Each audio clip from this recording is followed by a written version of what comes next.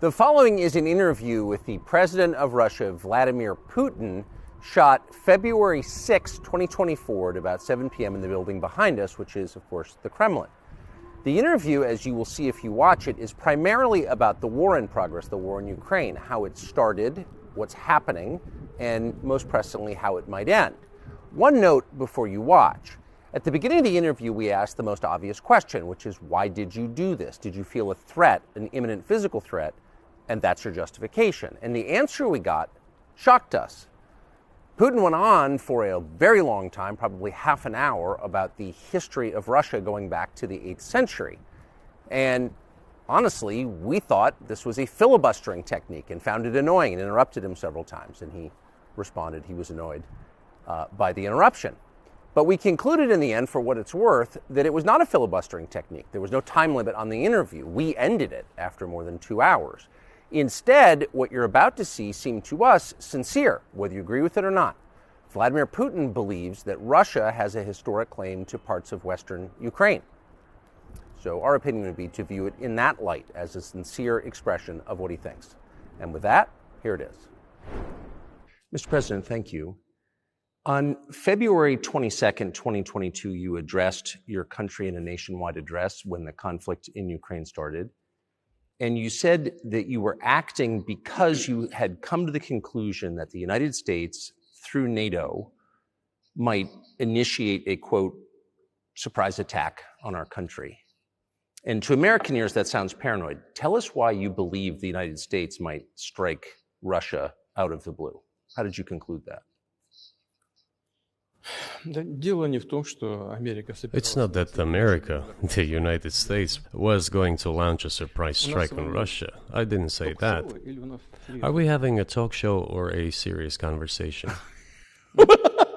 Here's the quote. Thank you. It's a formidable, serious talk. Because your basic education is in history, as far as I understand. Yes. So if you don't mind, I will take only 30 seconds or 1 minute to give you a short reference to history for giving you a little historical background. Please. Let's look where our relationship with Ukraine started from. Where did Ukraine come from? The Russian state started gathering itself as a centralized statehood, and it is considered to be the year of the establishment of the Russian state in 862, when the townspeople of Novgorod invited a Varangian prince, Rurik, from Scandinavia to reign. In 1862, Russia celebrated the 1000th anniversary of its statehood.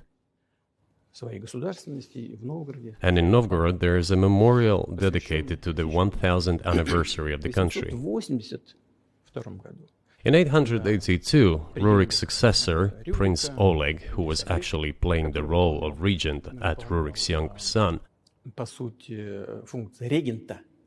because Rurik had died by that time, came to Kiev.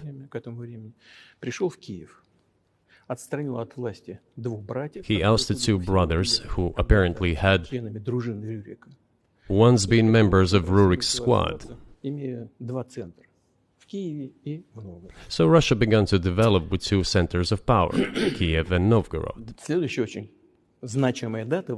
The next very significant date in the history of Russia was 988. This was the baptism of Russia, when Prince Vladimir, the great-grandson of Rurik, baptized Russia and adopted Orthodoxy, or Eastern Christianity. From this time, the centralized Russian state began to strengthen. Why? Because of the single territory, integrated economic ties, one and the same language, and, after the baptism of Russia, the same faith and rule of the prince. The centralized Russian state began to take shape. Back in the Middle Ages, Prince Yaroslav the Wise introduced the order of succession to a throne. But after he passed away, it became complicated for various reasons.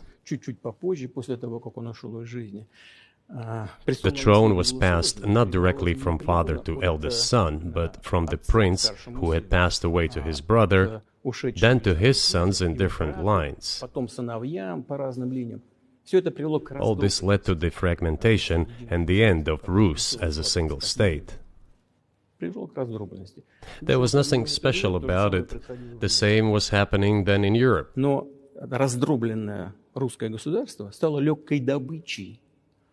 But the fragmented Russian state became an easy prey to the empire created earlier by Genghis Khan. His successors, namely Batu Khan, came to Rus, plundered and ruined nearly all the cities. The southern part, including Kiev, by the way, and some other cities, simply lost independence, while northern cities preserved some of their sovereignty. They had to pay tribute to the horde, but they managed to preserve some part of their sovereignty. And then a unified Russian state began to take shape with its center in Moscow. The southern part of Russian lands, including Kiev, began to gradually gravitate towards another magnet, the center that was emerging in Europe. This was the Grand Duchy of Lithuania. It was even called the Lithuanian-Russian Duchy, because Russians were a significant part of this population. They spoke the old Russian language and were Orthodox. But then there was a unification, the union of the Grand Duchy of Lithuania and the Kingdom of Poland. A few years later, another union was signed, but this time already in the religious sphere. Some of the Orthodox priests became subordinate to the Pope. Thus, these lands became part of the Polish-Lithuanian state.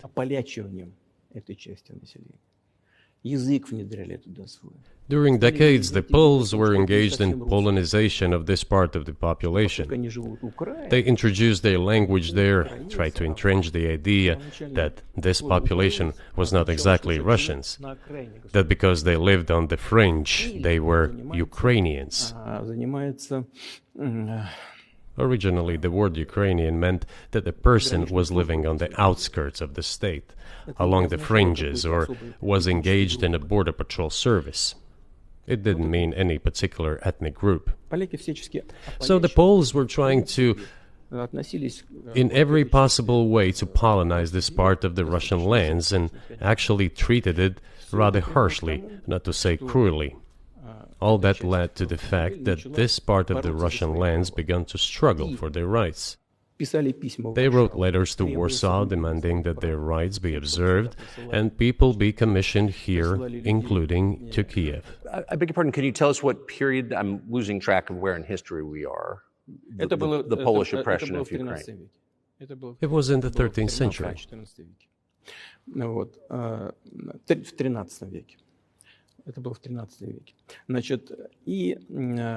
Now I will tell you what happened later and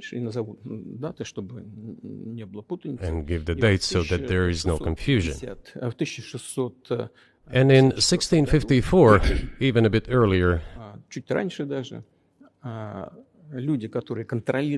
the people who were in control of the authority over that part of the Russian lands addressed Warsaw, I repeat, demanding that they send them to rulers of Russian origin and Orthodox faith. When Warsaw did not answer them, and in fact rejected their demands, they turned to Moscow, so that Moscow took them away. So that you don't think that I'm inventing things, I'll give you these documents.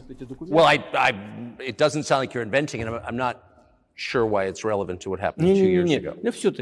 But still, these are documents from the archives, copies. Here are the letters from Bogdan Khmelnytsky, the man who then controlled the power in this part of the Russian lands that is now called Ukraine. He wrote to Warsaw demanding that their rights be upheld. And after being refused, he began to write letters to Moscow, asking to take them under the strong hand of the Moscow Tsar. There are copies of these documents. I will leave them for your good memory. There is a translation into Russian. You can translate it into English later. Russia would not agree to admit them straight away, assuming that the war with Poland would start. Nevertheless, in 1654, the Pan-Russian Assembly of top clergy and landowners, headed by the Tsar,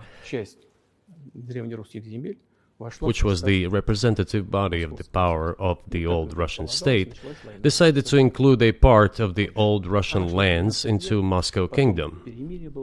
As expected, the war with Poland began. It lasted 13 years, and then in 1654, a truce was concluded. And 32 years later, I think, a peace treaty with Poland, which they called Eternal Peace, was signed. And these lands, the whole left bank of Dnieper, including Kiev, went to Russia. And the whole right bank of Dnieper remained in Poland. Under the rule of Catherine the Great, Russia reclaimed all of its historical lands, including in the south and west. This all lasted until the revolution. Before World War I, Austrian General Staff relied on the ideas of Ukrainianization and started actively promoting the ideas of Ukraine and the Ukrainianization.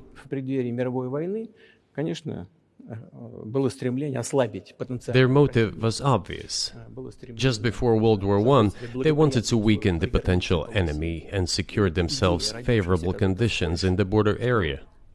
So the idea which had emerged in Poland that people residing in that territory were allegedly not really Russians, but rather belonged to a special ethnic group, Ukrainians, started being propagated by the Austrian General Staff.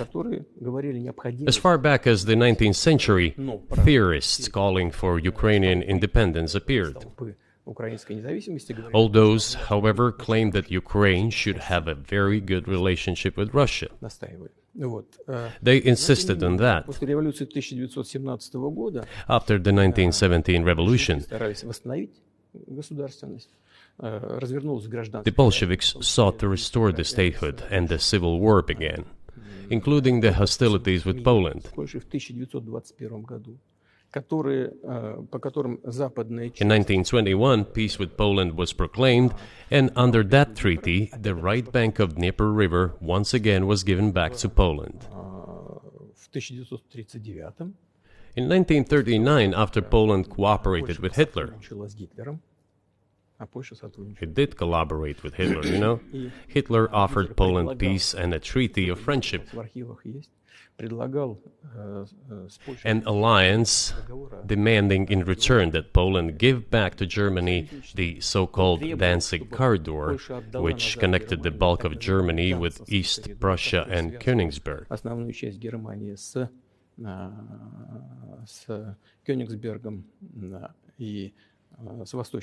After World War I, this territory was transferred to Poland, and instead of Danzig, a city of Gdansk emerged.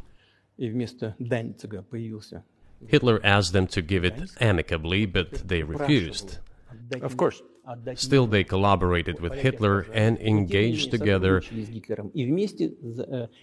in the partitioning of Czechoslovakia. But may I ask you, you're making the case that Ukraine, certainly parts of Ukraine, eastern Ukraine, is in effect Russia, has been for hundreds of years. Why wouldn't you just take it when you became president 24 years ago? You have nuclear weapons, they don't. If it's actually your land, why did you wait so long?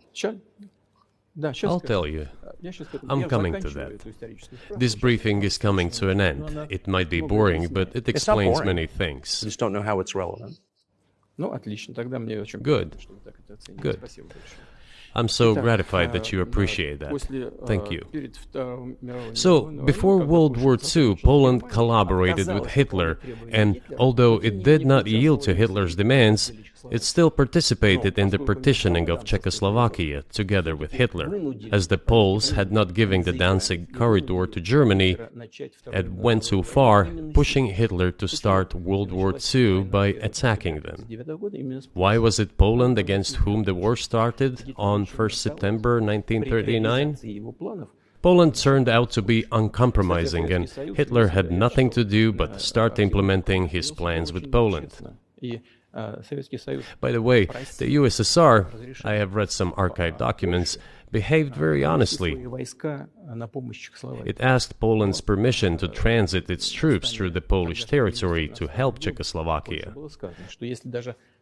But the then Polish foreign minister said that if the Soviet planes flew over Poland, they would be downed over the territory of Poland. But that doesn't matter.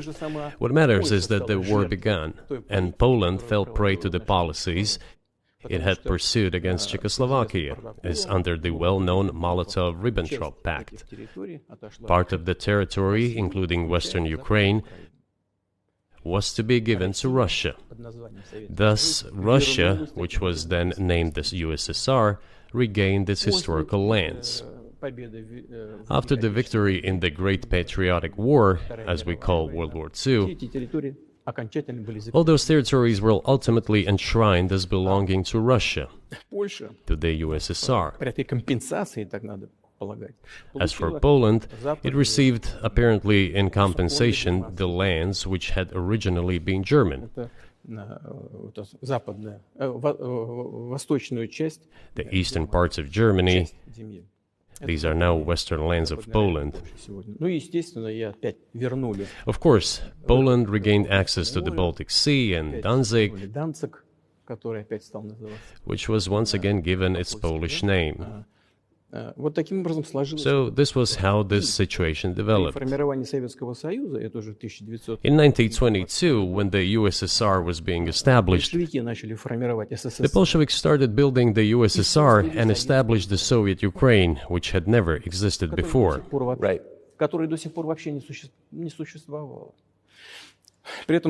Stalin insisted that those republics be included in the USSR as autonomous entities. For some inexplicable reason, Lenin, the founder of the Soviet state, insisted that they be entitled to withdraw from the USSR. And again, for some unknown reasons, he transferred to that newly established Soviet Republic of Ukraine some of the lands together with people living there, even though those lands had never been called Ukraine, and yet they were made part of that Soviet Republic of Ukraine. Those lands included the Black Sea region, which was received under Catherine the Great, and which had no historical connection with Ukraine whatsoever. Even if we go as far back as 1654, when these lands returned to Russian Empire, that territory was the size of 3 to 4 regions of modern Ukraine, with no Black Sea region. That was completely out of the question. In 1654. Exactly. You obviously have encyclopedic knowledge of this region, but why didn't you make this case for the first 22 years as president that Ukraine wasn't a real country?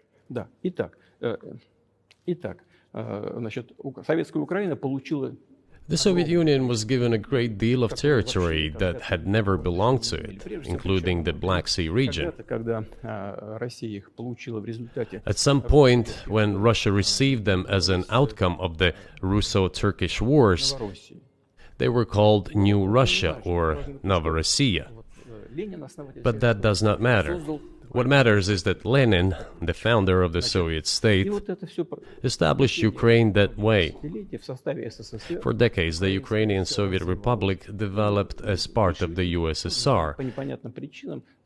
And for unknown reasons, again, the Bolsheviks were engaged in Ukrainianization. It was not merely because the Soviet leadership was composed to a great extent of those originating from Ukraine. Rather, it was explained by the general policy of indigenization pursued by the Soviet Union.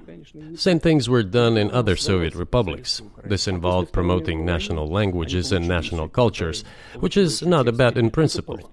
That is how the Soviet Ukraine was created. After the World War II, Ukraine received, in addition to the lands that had belonged to Poland before the war, part of the lands that had previously belonged to Hungary and Romania. So Romania and Hungary had some of their lands taken away and given to the Soviet Ukraine, and they still remain part of Ukraine. So in this sense, we have every reason to affirm that Ukraine is an artificial state that was shaped at Stalin's will. Do you believe Hungary has a right to take its land back from Ukraine, and that other nations have a right to go back to their 1654 borders?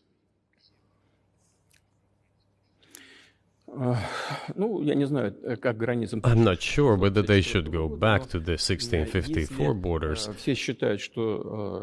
But given Stalin's time, so-called Stalin's regime, which, as many claim, saw numerous violations of human rights and violations of the rights of other states,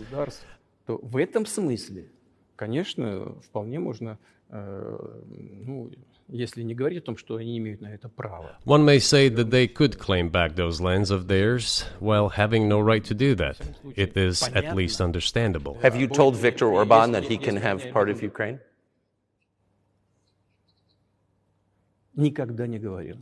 Never. I have never told him. Not a single time. We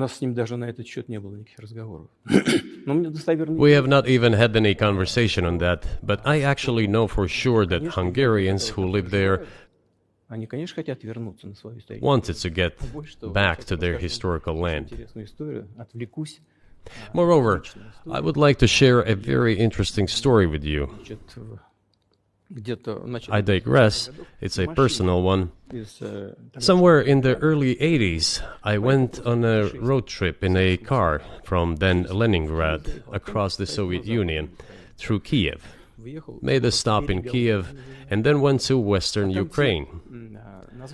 I went to the town of Beregovoye, and all the names of towns and villages there were in Russian and in a language I did not understand, in Hungarian. In Russian and in Hungarian. Not in Ukrainian, in Russian and in Hungarian. I was driving through some kind of village and there were men sitting next to the houses and they were wearing black three-piece suits and black cylinder hats. I asked, are they some kind of entertainers? I was told, no, they were not entertainers, they're Hungarians. I said, what are they doing here? What do you mean? This is their land, they live here. This was during the Soviet time in the 1980s. They preserved the Hungarian language, Hungarian names, and all their national costumes. They are Hungarians and they feel themselves to be Hungarians. And of course, when now there is an infringement... Well, that is... And there's a lot of that, though. I think many nations are upset about Transylvania as well, as you obviously know. But many nations feel frustrated by the redrawn borders of the wars of the 20th century. And wars going back 1,000 years, the ones that you mentioned. But the fact is that you didn't make this case in public until 2 years ago, February. And in the case that you made, which I read today, you explain at great length that you felt a physical threat from the West in NATO, including potentially a nuclear threat. And that's what got you to move. Is that a fair characterization of what you said?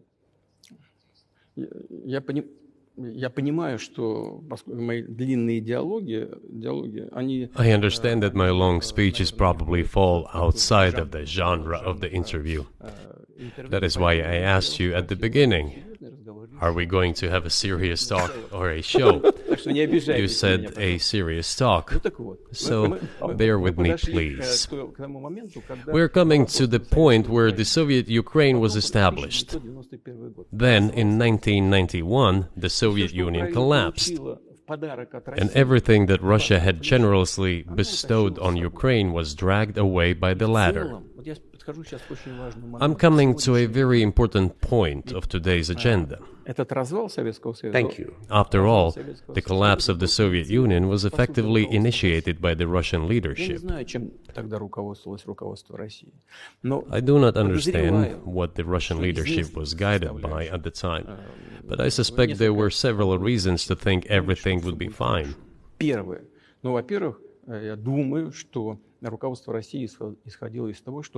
First, I think that then Russian leadership believed that the fundamentals of the relationship between Russia and Ukraine were, in fact, a common language. More than 90% of the population there spoke Russian.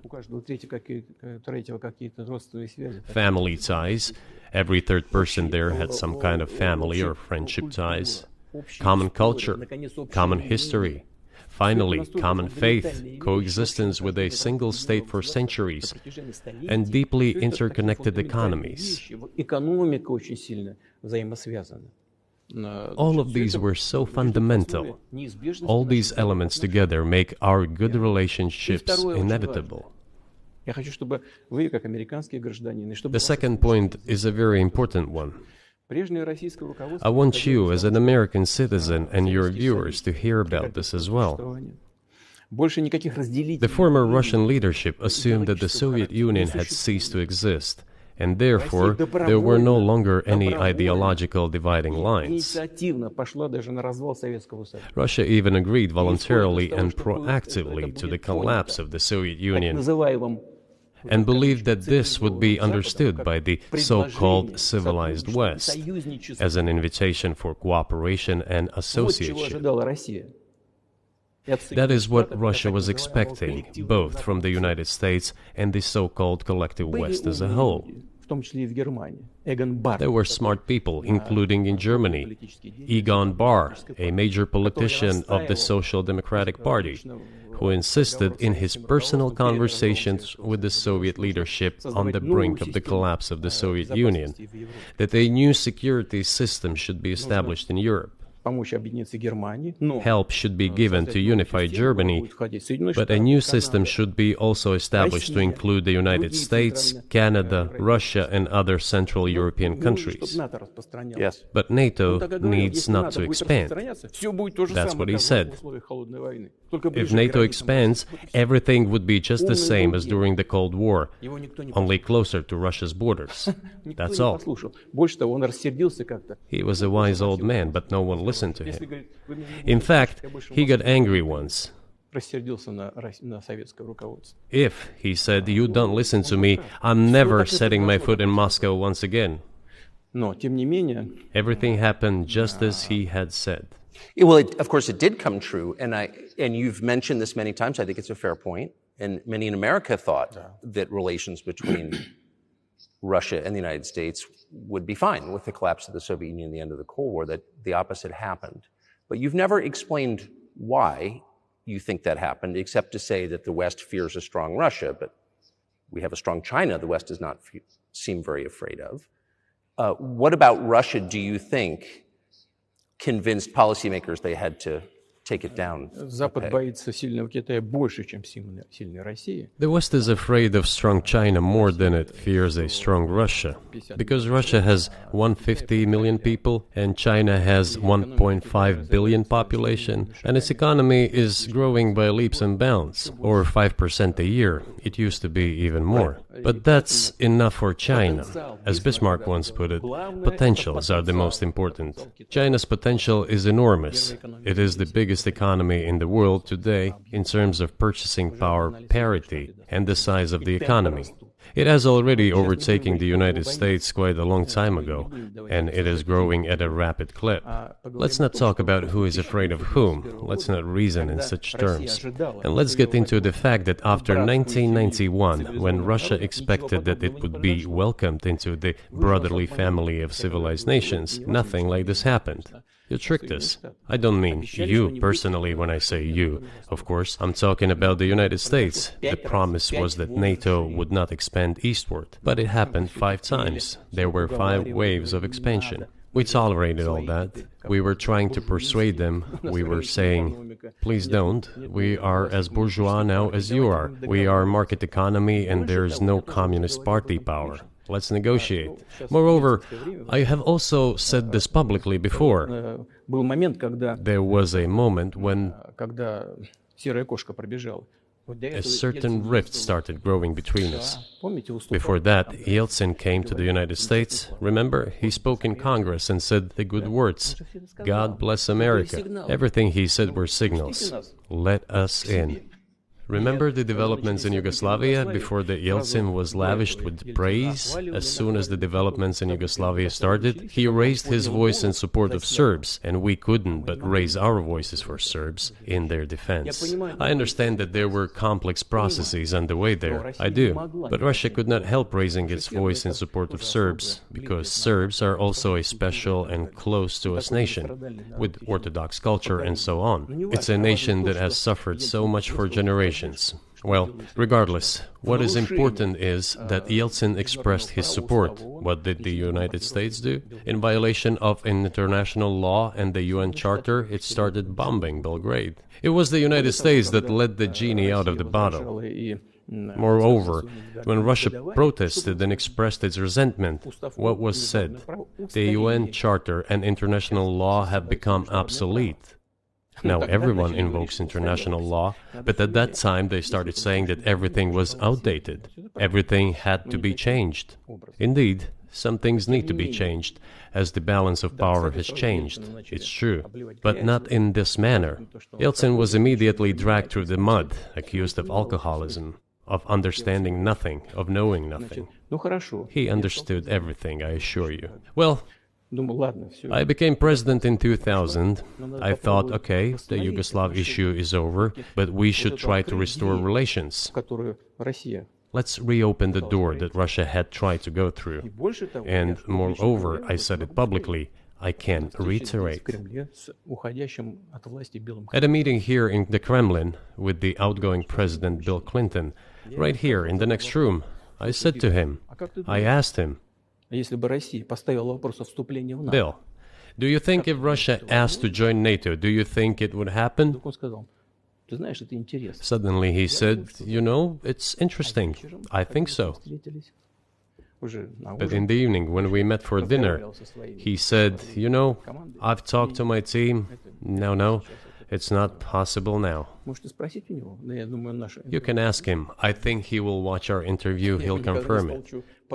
I wouldn't have said anything like that if it hadn't happened. Okay. Were you sincere? It's impossible now. Would you have joined NATO? Look, I asked the question, is it possible or not? And the answer I got was no. If I was insincere in my desire to find out what the leadership position was... But if he had said yes, would you have joined NATO? If he had said yes, the process of rapprochement would have commenced, and eventually it might have happened, if we had seen some sincere wish on the other side of our partners. But it didn't happen. Well, no means no. Okay, fine. Why do you think that is? Just to get to motive, I know you're clearly bitter about it. I understand. But why do you think the West rebuffed you then? Why the hostility? Why did the end of the Cold War not fix the relationship? What motivates this from your point of view? You said I was bitter about the answer. No, it's not bitterness. It's just a statement of fact. We're not bride and groom, bitterness, resentment. It's not about those kind of matters in such circumstances. We just realized we weren't welcome there, that's all. Okay, fine. But let's build relations in another manner. Let's look for common ground elsewhere. Why we received such a negative response, you should ask your leaders. I can only guess why. Too big a country with its own opinion and so on. And the United States, I've seen how issues are being resolved in NATO. I will give you another example now concerning Ukraine. The U.S. leadership exerts pressure, and all NATO members obediently vote, even if they do not like something. Now, I'll tell you what happened in this regard with Ukraine in 2008, although it's being discussed. I'm not going to open a secret to you, say anything new. Nevertheless, after that we tried to build relations in different ways. For example, the events in the Middle East, in Iraq. We were building relations with the United States in a very soft, prudent, cautious manner. I repeatedly raised the issue that the United States should not support separatism or terrorism in the North Caucasus. But they continue to do it anyway. And political support, information support, financial support, even military support came from the United States and its satellites for terrorist groups in the Caucasus. I once raised this issue with my colleague, also the President of the United States. He says, "It's impossible. Do you have proof?" I said, "Yes." I was prepared for this conversation, and I gave him that proof. He looked at it, and you know what he said? "I apologize, but that's what happened." I'll quote. He says, "Well, I'm gonna kick their ass." We waited and waited for some response. There was no reply. I said to the FSB director, "Write to the CIA, what is the result of the conversation with President?" He wrote once, twice, and then we got a reply. We have the answer in the archive. The CIA replied, "We have been working with the opposition in Russia. We believe that this is the right thing to do, and we will keep on doing it." Just ridiculous. Well, okay. We realized that it was out of the question. Forces in opposition to you. So you're saying the CIA is trying to overthrow your government? Of course, they meant in that particular case the separatists, the terrorists who fought with us in the Caucasus. That's who they called the opposition. This is the second point. The third moment is a very important one. Is the moment when the U.S. missile defense system was created. The beginning. We persuaded for a long time not to do it in the United States. Moreover, after was invited by Bush Jr.'s father, Bush Sr., to visit his place on the ocean, I had a very serious conversation with President Bush and his team. I proposed that the United States, Russia, and Europe jointly create a missile defense system that, we believe, if created unilaterally, threatens our security, despite the fact that the United States officially said that it was being created against missile threats from Iran. That was the justification for the deployment of the missile defense system. I suggested working together, Russia, the United States, and Europe. They said it was very interesting. They asked me, "Are you serious?" I said, "Absolutely." Let me ask, what year was this? I don't remember. It is easy to find out on the internet when I was in the USA at the invitation of Bush Sr. It is even easier to learn from someone I'm going to tell you about. I was told it was very interesting. I said, just imagine if we could tackle such a global strategic security challenge together. The world will change. We'll probably have disputes, probably economic and even political ones, but we could drastically change the situation in the world. He says yes, and asks, "Are you serious?" I said, "Of course. We need to think about it," I'm told. I said, "Go ahead, please." Then Secretary of Defense Gates, former Director of CIA, and Secretary of State Rice came in here, in this cabinet, right here at this table. They sat on this table. Me, the Foreign Minister, the Russian Defense Minister on that side. They said to me, "Yes, we have thought about it. We agree." I said, "Thank God, great, but with some exceptions." So twice you've described U.S. presidents making decisions and then being undercut by their agency heads. So it sounds like you're describing a system that's not run by the people who were elected in your telling. That's right, that's right. In the end, they just told us to get lost. I'm not going to tell you the details because I think it's incorrect. After all, it was confidential conversation.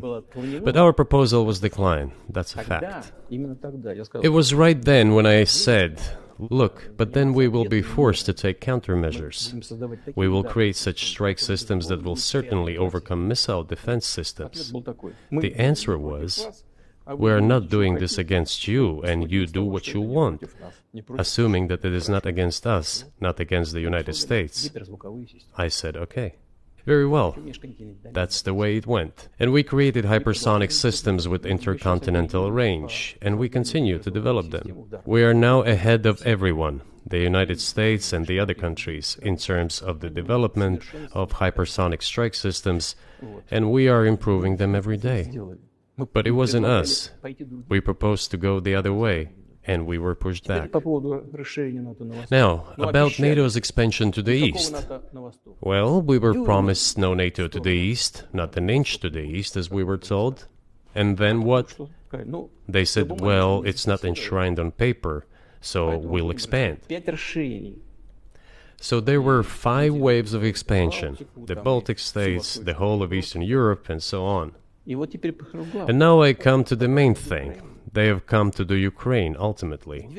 In 2008, at the summit in Bucharest, they declared that the doors for Ukraine and Georgia to join NATO were open. Now about how decisions are made there. Germany, France seem to be against it, as well as some other European countries. But then, as it turned out later, President Bush, and he's such a tough guy, a tough politician, as I was told later, he exerted pressure on us and we had to agree. It's ridiculous, it's like kindergarten. Where are the guarantees? What kindergarten is this? What kind of people are these? Who are they? You see, they were pressed, they agreed. And then they say, Ukraine won't be in the NATO, you know? I say, I don't know. I know you agreed in 2008. Why won't you agree in the future? Well, they pressed us then. I say, why won't they press you tomorrow? And you'll agree again. Well, it's nonsensical. Who's there to talk to? I just don't understand. We're ready to talk. But with whom? Where are the guarantees? None. So they started to develop the territory of Ukraine. Whatever is there, I have told you the background, how this territory developed, what kind of relations there were with Russia. Every second or third person there has always had some ties with Russia. And during the elections, in already independent, sovereign Ukraine, which gained its independence as a result of the Declaration of Independence, and by the way, it says that Ukraine is a neutral state, and in 2008, suddenly the doors or gates to NATO were open to it. Oh, come on. This is not how we agreed. Now, all the presidents that have come to power in Ukraine, they relied on electorate with a good attitude to Russia in one way or the other. This is the southeast of Ukraine. This is a large number of people. And it was very difficult to dissuade this electorate, which had a positive attitude towards Russia. Viktor Yanukovych came to power, and how? The first time he won after President Kuchma, they organized a third round, which is not provided for in the constitution of Ukraine. This is a coup d'etat. Just imagine, someone in the United States wouldn't like the outcome. In 2014? Before that. No, this was before that. After President Kuchma, Viktor Yanukovych won the elections. However, his opponents did not recognize that victory. The U.S. supported the opposition, and the third round was scheduled. What is this? This is a coup. The U.S. supported it, and the winner of the third round came to power. Imagine if in the U.S. something was not to someone's liking, and the third round of election, which the U.S. Constitution does not provide for, was organized. Nonetheless, it was done in Ukraine. Okay, Viktor Yushchenko, who was considered a pro-Western politician, came to power. Fine, we have built relations with him as well. He came to Moscow with visits. We visited Kiev. I visited too. We met in an informal setting. If he's pro-Western, so be it. It's fine. Let people do their job. The situation should have developed inside the independent Ukraine itself. As a result of Kuchma's leadership, things got worse and Viktor Yanukovych came to power after all. Maybe he wasn't the best president and politician, I don't know. I don't want to give assessments. However, the issue of the association with the EU came up. We have always been lenient to this. Suit yourself. But when we read through the Treaty of Association, it turned out to be a problem for us, since we had a free trade zone and open customs borders with Ukraine, which under this association had to open its borders for Europe, which could have led to flooding of our market. We said, no, this is not going to work. We shall close our borders with Ukraine then. The customs borders, that is.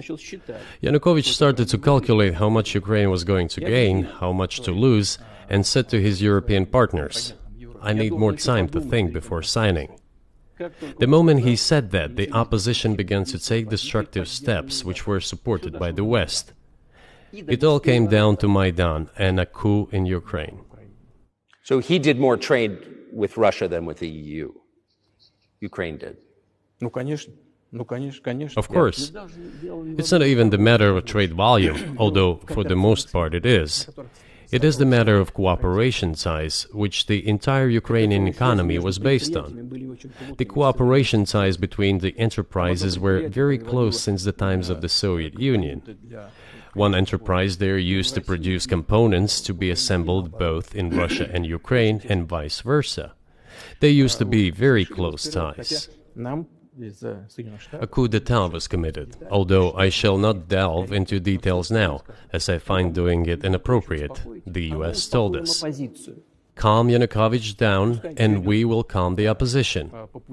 Let the situation unfold in the scenario of a political settlement. We said, all right, agreed, let's do it this way. As the Americans requested, Yanukovych did use neither the armed forces nor the police, yet the armed opposition committed a coup in Kiev. What is that supposed to mean? Who do you think you are? I wanted to ask the then U.S. leadership. With the backing of whom? With the backing of CIA, of course. The organization you wanted to join back in the day, as I understand. We should thank God they didn't let you in, although it is a serious organization. I understand. My former vis-a-vis in the sense that I served in the first main directorate, Soviet Union's intelligence service. They have always been our opponents. A job is a job. Technically, they did everything right. They achieved their goal of changing the government. However, from political standpoint, it was a colossal mistake. Surely it was political leadership's miscalculation. They should have seen what it would evolve into.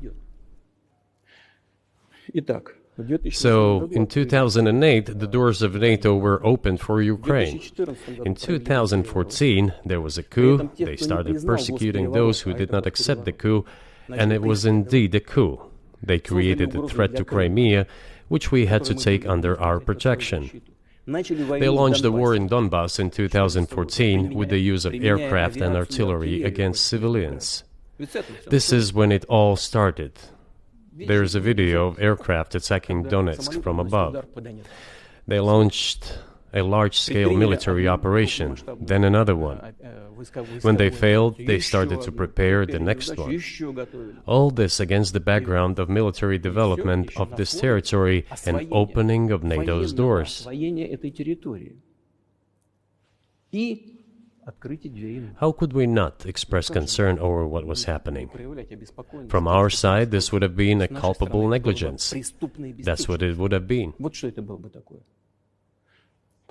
It's just that the U.S. political leadership pushed us to the line we could not cross, because doing so could have ruined Russia itself. Besides, we could not leave our brothers in faith, in fact, a part of Russian people, in the face of this war machine. But that was 8 years before the current conflict started. So what was the trigger for you? What was the moment where you decided you had to do this?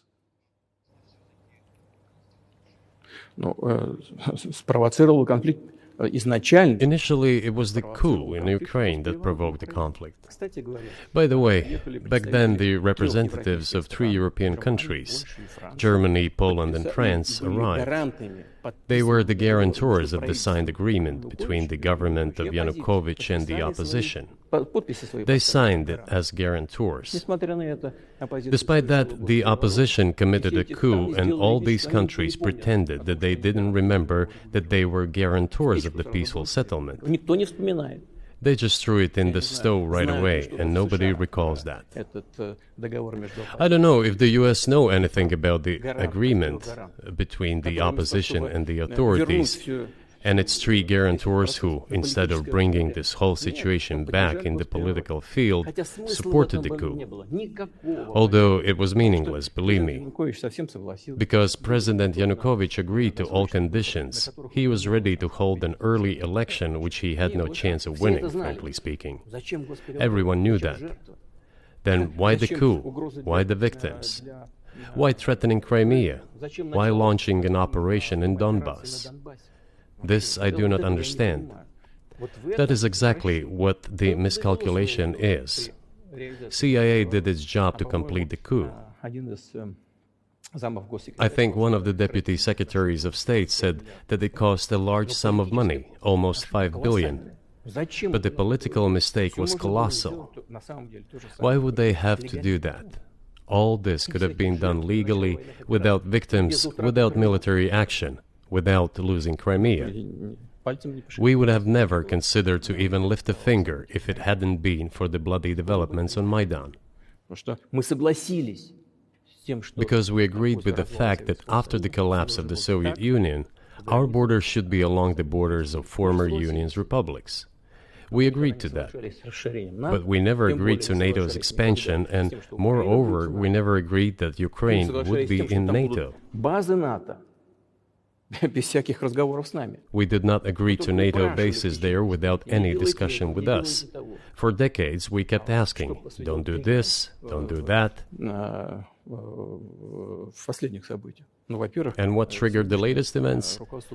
Firstly, the current Ukrainian leadership declared that it would not implement the Minsk agreements, which had been signed, as you know, after the events of 2014 in Minsk, where the plan of peaceful settlement in Donbass was set forth. But no, the current Ukrainian leadership, foreign minister, all other officials, and then president himself said that they don't like anything about the Minsk agreements. In other words, they were not going to implement it. A year or a year and a half ago, former leaders of Germany and France said openly to the whole world that they indeed signed the Minsk agreements, but they never intended to implement them. They simply led us by the nose. Was there anyone for you to talk to? Did you call a U.S. President, Secretary of State and say, if you keep militarizing Ukraine with NATO forces, we're going to act?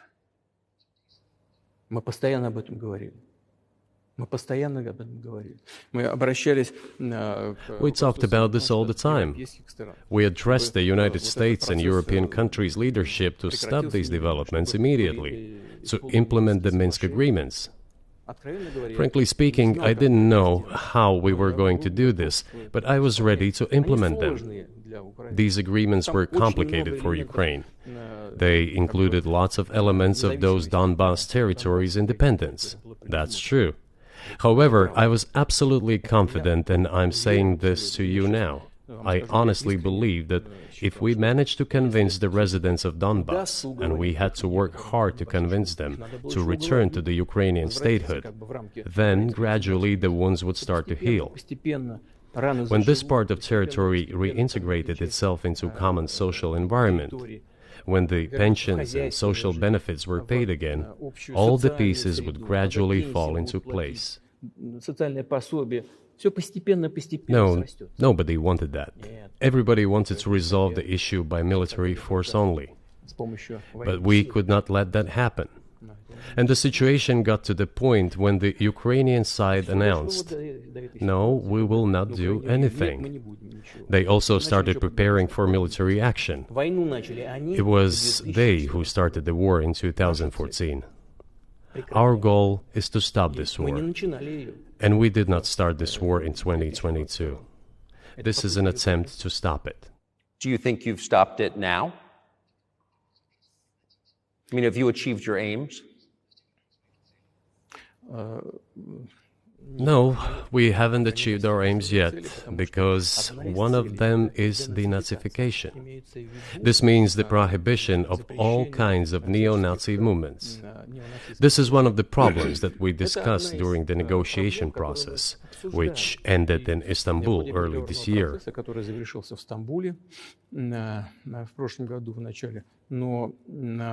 And it was not our initiative, because we were told by the Europeans, in particular, that it was necessary to create conditions for the final signing of the documents. My counterparts in France and Germany said, "How can you imagine them signing a treaty with a gun to their heads? The troops should be pulled back from Kiev." I said, "All right." We withdrew the troops from Kiev. As soon as we pulled back our troops from Kiev, our Ukrainian negotiators immediately threw all our agreements reached in Istanbul into the bin and got prepared for a long-standing armed confrontation with the help of the United States and its satellites in Europe. That is how the situation has developed, and that is how it looks now. But what is, pardon my ignorance, what is denazification? What would that mean? What is... Да, вот я как раз хочу сейчас об этом сказать. Это очень важный вопрос. Денацификация. That is what I want to talk about right now. It is a very important issue. Denazification. After gaining independence, Ukraine began to search, as some Western analysts say, its identity. And it came up with nothing better than to build this identity upon some false heroes who collaborated with Hitler.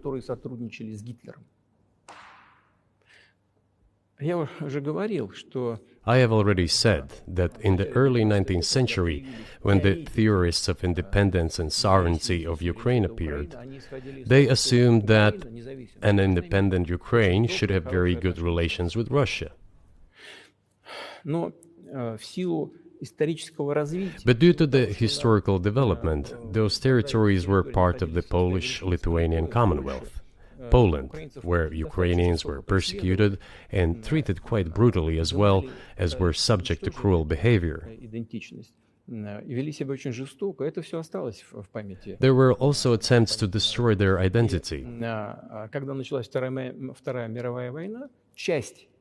All this remained in the memory of the people.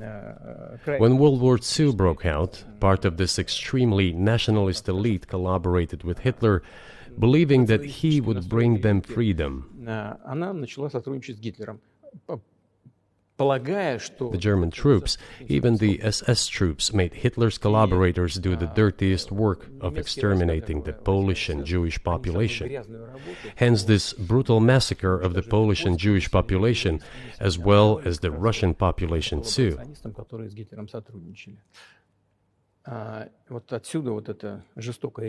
This was led by the persons who are well known, Bandera, Shukevich.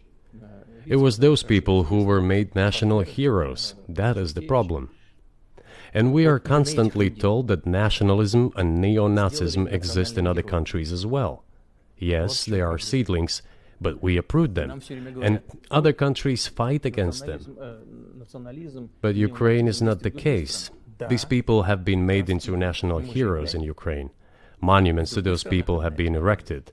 They are displayed on flags. Their names are shouted by crowds that walk with torches, as it was in Nazi Germany.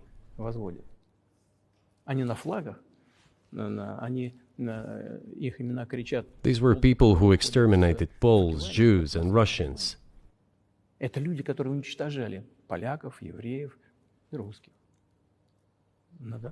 It is necessary to stop this practice and prevent the dissemination of this concept. I say that Ukrainians are part of the one Russian people. They say, no, we are a separate people. Okay, fine. If they consider themselves a separate people, they have the right to do so, but not on the basis of Nazism, the Nazi ideology. Would you be satisfied with the territory that you have now? Нет, закончим. Вы же задали вопрос по неонацизму и денацификации. I will finish answering the question. You just asked a question about neo-Nazism and denazification. Look, the president of Ukraine visited Canada. The story is well known, but being silenced in the Western countries. The Canadian Parliament introduced a man who, as the Speaker of the Parliament said, fought against the Russians during the World War II. Well, who fought against the Russians during the World War II? Hitler and his accomplices. It turned out that this man served in the SS troops. He personally killed Russians, Poles, and Jews. The SS troops consisted of Ukrainian nationalists who did this dirty work. The president of Ukraine stood up with the entire Parliament of Canada and applauded this man. How can this be imagined? The president of Ukraine himself, by the way, is a Jew by nationality. Really, my question is, what do you do about it? I mean, Hitler's been dead for 80 years. Nazi Germany no longer exists. And so, true. And so, I think what you're saying is you want to extinguish or at least control Ukrainian nationalism. But how? How do you do that? Вот послушайте меня. Ваш вопрос очень тонкий. Listen to me. Your question is very subtle, and I can tell you what I think. Do not take offense. Of course. Он, казалось бы, тонкий, он очень противный, этот вопрос. This question appears to be subtle. It is quite pesky. You say Hitler has been dead for so many years, 80 years. But his example lives on. People who exterminated Jews, Russians, and Poles are alive. And the president, the current president of today's Ukraine, applauds him in the Canadian Parliament, gives a standing ovation. Can we say that we have completely uprooted this ideology if what we see is happening today? That is what denazification is in our understanding. We have to get rid of those people who maintain this concept and support this practice and try to preserve it. That is what denazification is. That is what we mean. Right. My question was a little more specific. It was, of course, not a defense of Nazis, neo or otherwise. It was a practical question. You don't control the entire country. You don't control Kiev. You don't seem like you want to. So how do you eliminate a culture or an ideology or feelings or a view of history in a country that you don't control? What do you do about that? А вы знаете, как вам не покажется странным, в ходе переговоров в Стамбуле... You know, as strange as it may seem to you, during the negotiations in Istanbul, we did agree that we have it all in writing. Neo-Nazism would not be cultivated in Ukraine, including that it would be prohibited at the legislative level. Mr. Carlson, we agreed on that. This, it turns out, can be done during the negotiation process. And there's nothing humiliating for Ukraine as a modern civilized state. Is any state allowed to promote Nazism? It is not, is it? That is it. Will there be talks, and why haven't there been talks about resolving the conflict in Ukraine, peace talks? Они были, они дошли до очень высокой стадии согласования позиций. They have been. They reached a very high stage of coordination of positions in a complex process, but still they were almost finalized. But after we withdrew our troops from Kiev, as I have already said, the other side threw away all these agreements and obeyed the instructions of Western countries, European countries, and the United States to fight Russia to the bitter end. Moreover, the president of Ukraine has legislated a ban on negotiating with Russia. He signed a decree forbidding everyone to negotiate with Russia. But how are we going to negotiate if he forbade himself and everyone to do this? We know that he is putting forward some ideas about this settlement, but in order to agree on something, we need to have a dialogue. Is that not right? Well, but you wouldn't be speaking to the Ukrainian president, you'd be speaking to the American president. When was the last time you spoke to Joe Biden? I cannot remember when I talked to him. I do not remember. We can look it up. You don't remember? No. Why? Do I have to remember everything? I have my own things to do. We have domestic political affairs. Well, he's funding the war that you're fighting, so I would think that would be memorable. Well, yes, he funds, but I talked to him before the special military operation, of course. And I said to him then, by the way, I will not go into details, I never do, but I said to him then, I believe that you are making a huge mistake of historic proportions by supporting everything that is happening there, in Ukraine, by pushing Russia away. I told him repeatedly, by the way. I think that would be correct if I stop here. What did he say? Ask him, please. It is easier for you. You are a citizen of the United States. Go and ask him. It is not appropriate for me to comment on our conversation. But you haven't spoken to him since before February of 2022?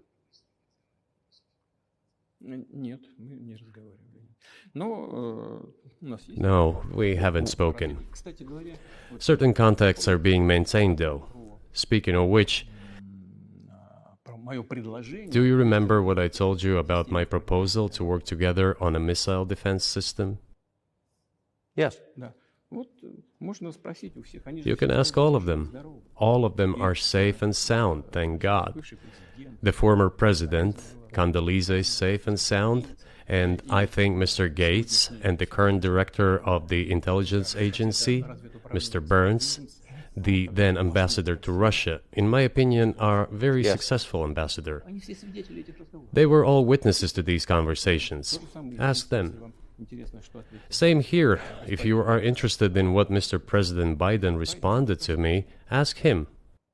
At any rate, I talked to him about it. I'm definitely interested, but from the outside, it seems like this could devolve or evolve into something that brings the entire world into conflict and could initiate a nuclear launch. And so why don't you just call Biden and say, let's work this out?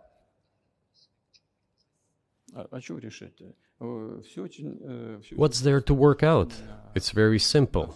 I repeat, we have contacts through various agencies. I will tell you what we are saying on this matter and what we are conveying to the U.S. leadership. If you really want to stop fighting, you need to stop supplying weapons. It will be over within a few weeks. That's it. And then we can agree on some terms. Before you do that, stop. What's easier? Why would I call him? What should I talk to him about? Or beg him for what? And what messages do you get back? You're going to deliver such and such weapons to Ukraine? Oh, I'm afraid, please don't. What is there to talk about? Do you think NATO is worried about this becoming a global war or a nuclear conflict? At least that's what they're talking about. And they're trying to intimidate their own population with an imaginary Russian threat. This is an obvious fact. And thinking people, not Philistines, but thinking people, analysts, those who are engaged in real politics, just smart people, understand perfectly well that this is a fake. They're trying to fuel the Russian threat. The threat I think you're referring to is a Russian invasion of Poland, Latvia, expansionist behavior. Can you imagine a scenario where you sent Russian troops to Poland?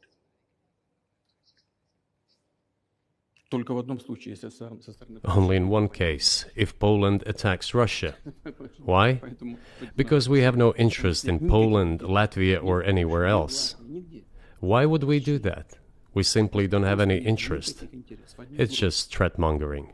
Well, the argument, I know you know this, is that, well, he invaded Ukraine, he has territorial aims across the continent, and you're saying unequivocally you don't.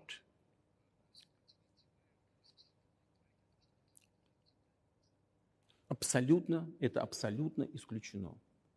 It is absolutely out of the question. You just don't have to be any kind of analyst. It goes against common sense to get involved in some kind of a global war.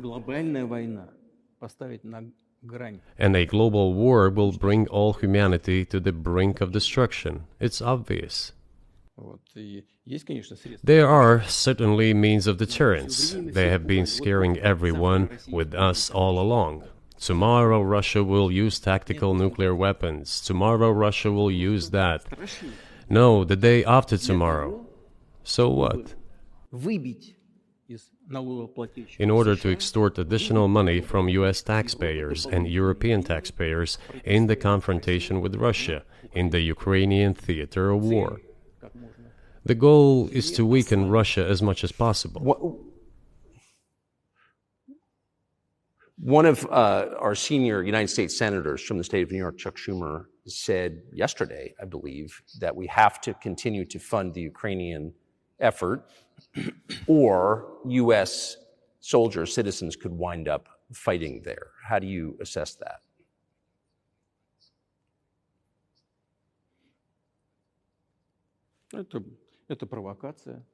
This is a provocation, and a cheap provocation at that. I do not understand why American soldiers should fight in Ukraine. There are mercenaries from the United States there. The bigger number of mercenaries comes from Poland, with mercenaries from the United States in second place and mercenaries from Georgia in third place. Well, if somebody has the desire to send regular troops, that would certainly bring humanity to the brink of very serious global conflict. This is obvious. Do the United States need this? What for? Thousands of miles away from your national territory. Don't you have anything better to do? You have issues on the border, issues with migration, issues with the national debt, more than $33 trillion. You have nothing better to do, so you should fight in Ukraine? Wouldn't it be better to negotiate with Russia? Make an agreement, already understanding the situation that is developing today, realizing that Russia will fight for its interests to the end?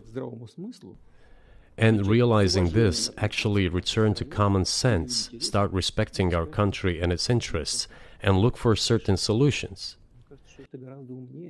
It seems to me that this is much smarter and more rational. Who blew up Nord Stream? You for sure. I was busy that day. Nate, do you have I did not blow up Nord Stream. Thank you, though. You personally may have an alibi, but the CIA has no such alibi. Do you have evidence that NATO or the CIA did it?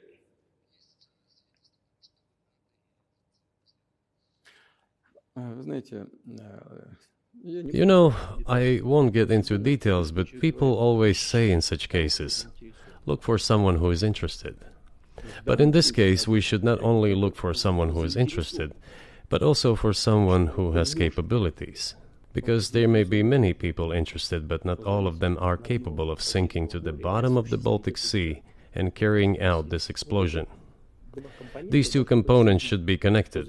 Who is interested and who is capable of doing it? But I'm confused. I mean, that's the biggest act of industrial terrorism ever, and it's the largest emission of CO2 in history. Okay, so if you had evidence, and presumably given your security services, your intel services, you would, that NATO, the US, CIA, the West, did this, why wouldn't you present it and win a propaganda victory?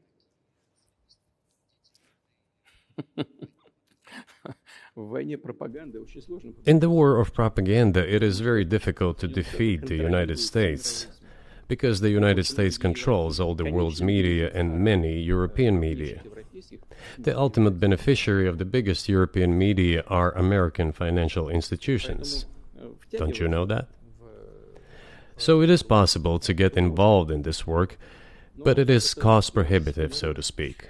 We can simply shine the spotlight on our sources of information, and we will not achieve results.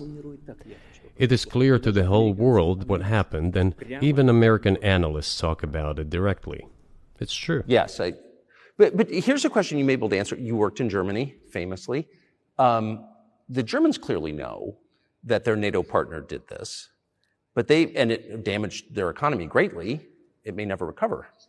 Why are they being silent about it? That's very confusing to me. Why wouldn't the Germans say something about it? This also confuses me. But today's German leadership is guided by the interests of the collective West rather than its national interests. Otherwise, it is difficult to explain the logic of their action or inaction. After all, it is not only about Nord Stream 1, which was blown up, and the Nord Stream 2 was damaged. But one pipe is safe and sound, and gas can be supplied to Europe through it. But Germany does not open it. We are ready, please. There's another route through Poland, called Yamal Europe, which also allows for large flow. Poland has closed it, but Poland packs from the German hand. It receives money from the pan-European funds, and Germany is the main donor to these pan-European funds. Germany feeds Poland to a certain extent, and they close their route to Germany. Why? I don't understand. Ukraine, to which the Germans supply weapons and give money. Germany is the second sponsor of the United States in terms of financial aid to Ukraine. There are two gas routes through Ukraine. They simply closed one route, the Ukrainians. Open the second route and please get gas from Russia. They do not open it. Why don't the Germans say, look guys, we give you money and weapons, open up the valve, please, let the gas from Russia pass through for us. We're buying liquefied gas at exorbitant prices in Europe, which brings the level of our competitiveness and economy in general down to zero. Do you want us to give you money?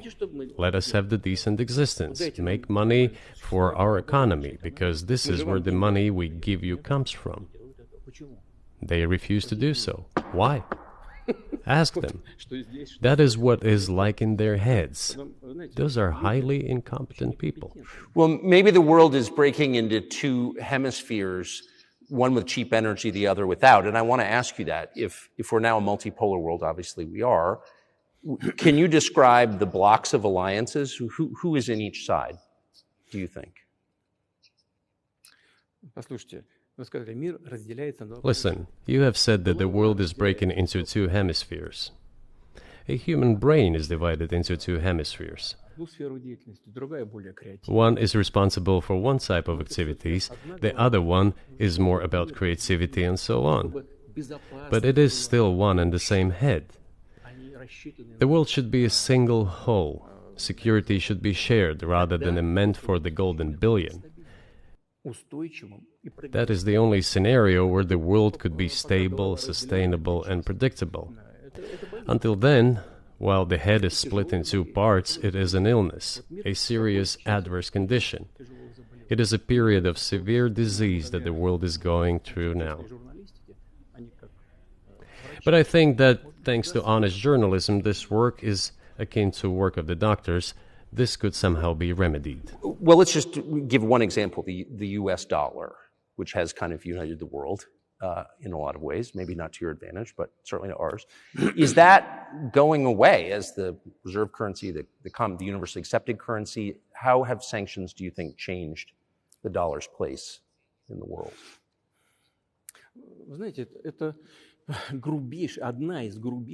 You know, to use the dollar as a tool of foreign policy struggle is one of the biggest strategic mistakes made by the U.S. political leadership.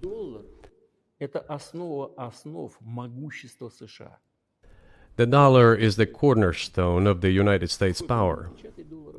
I think everyone understands very well that no matter how many dollars are printed, they are quickly dispersed all over the world.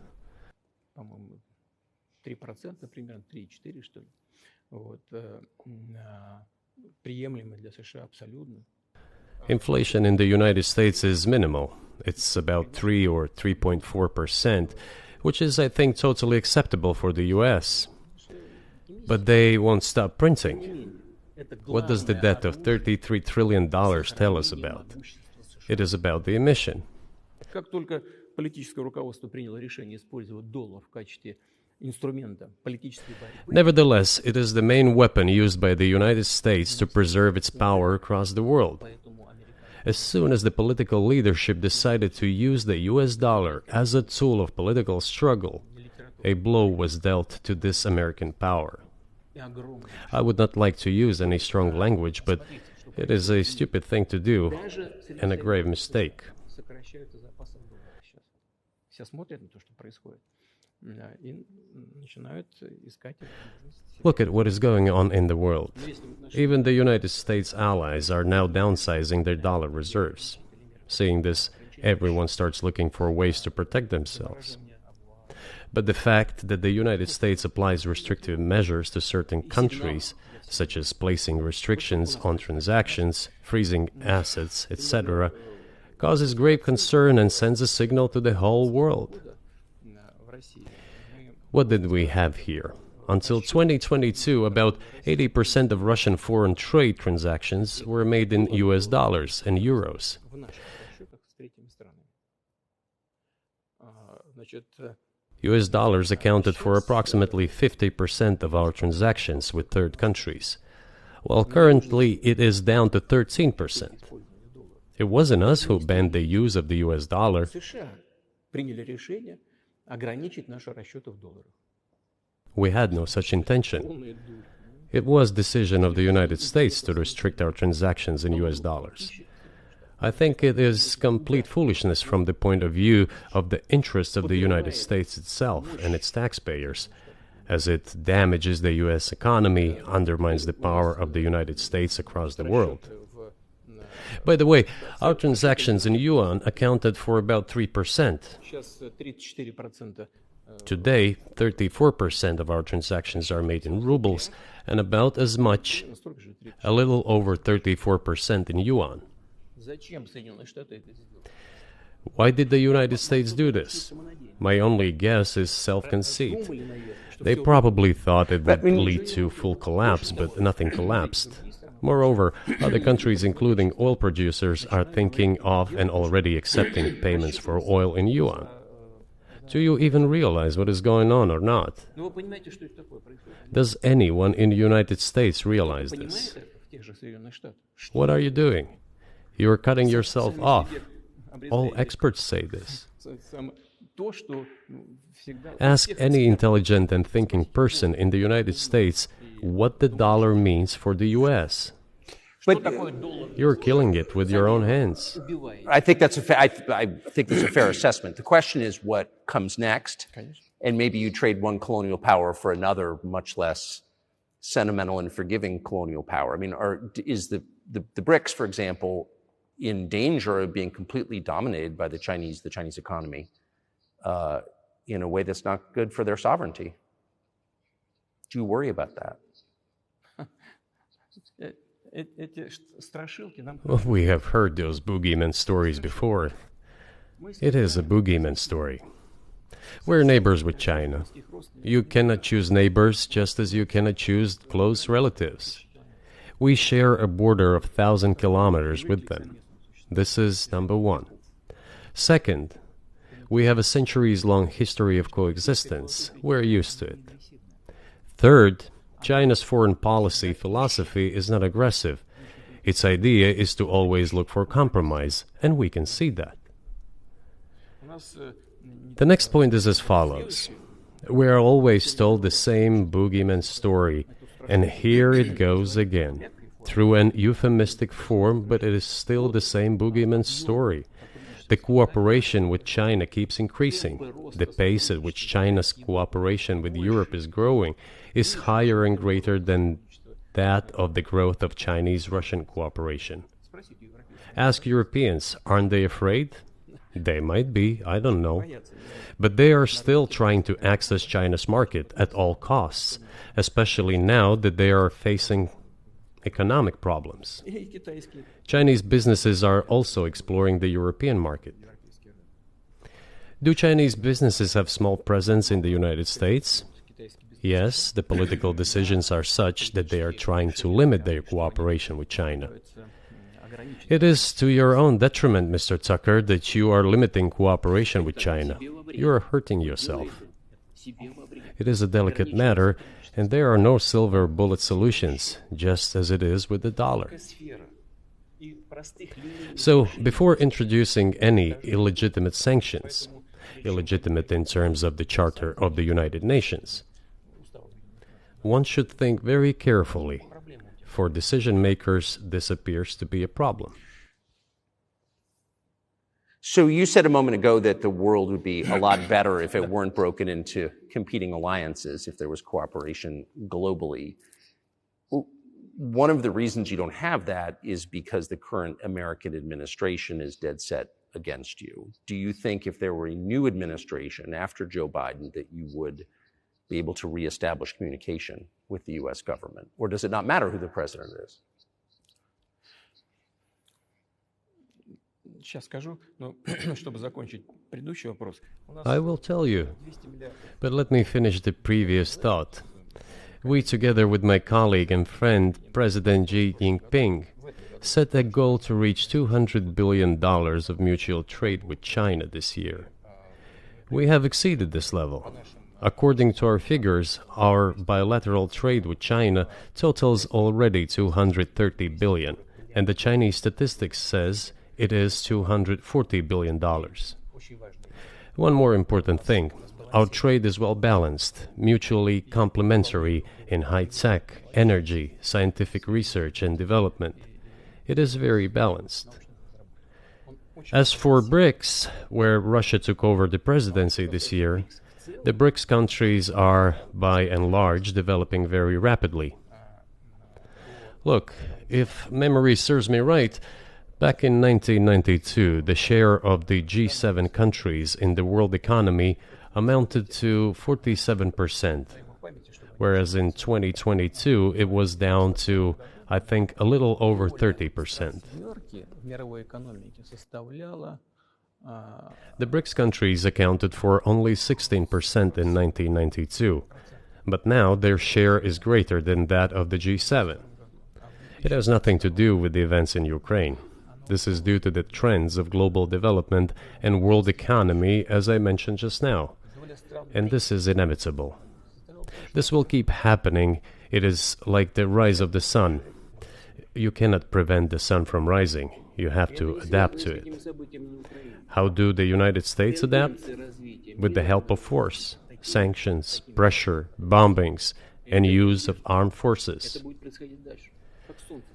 This is about self-conceit. Your political establishment does not understand that the world is changing under objective circumstances. And in order to preserve your level, even if someone aspires, to the level of dominance, you have to make the right decisions in a competent and timely manner. Such brutal actions, including with regard to Russia and, say, other countries, are counterproductive. This is an obvious fact. It has already become evident. You just asked me if another leader comes and changes something. It is not about the leader. It is not about the personality of a particular person. I had a very good relationship with, say, Bush. I know that in the United States, he was portrayed as some kind of a country boy who does not understand much. I assure you that this is not the case. I think he made a lot of mistakes with regard to Russia, too. I told you about 2008 and the decision in Bucharest to open the NATO's doors for Ukraine and so on. That happened during his presidency. He actually exercised pressure on the Europeans. But in general, on a personal human level, I had a very good relationship with him. He was no worse than any other American or Russian or European politician.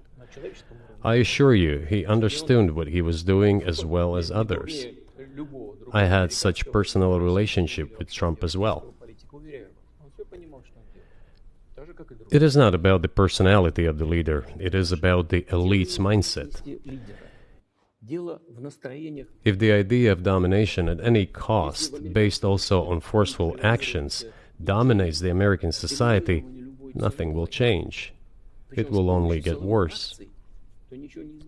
But if, in the end, one comes to the awareness that the world has been changing due to the objective circumstances, and that one should be able to adapt to them in time, using the advantages that the US still has today, then perhaps something may change. Look, China's economy has become the first economy in the world in purchasing power parity. In terms of volume, it overtook the US a long time ago. The USA comes second, then India, 1.5 billion people, and then Japan, with Russia in the fifth place. Russia was the first economy in Europe last year, despite all the sanctions and restrictions. Is it normal from your point of view?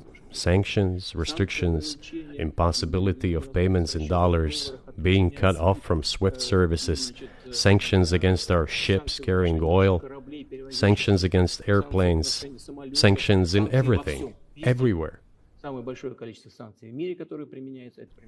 The largest number of sanctions in the world which are applied against Russia.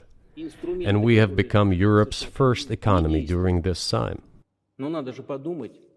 The tools that US uses don't work. Well, one has to think about what to do. If this realization comes to the ruling elites, then yes, then the first person of the state will act in anticipation of what the voters and the people who make decisions at various levels expect from this person. Then maybe something will change. But you're describing two different systems. You say that the leader acts in the interest of the voters, but you also say these decisions are not made by the leader, they're made by the ruling classes. You've run this country for so long, you've known all these American presidents. What are those power centers in the United States, do you think? Like, who actually makes the decisions?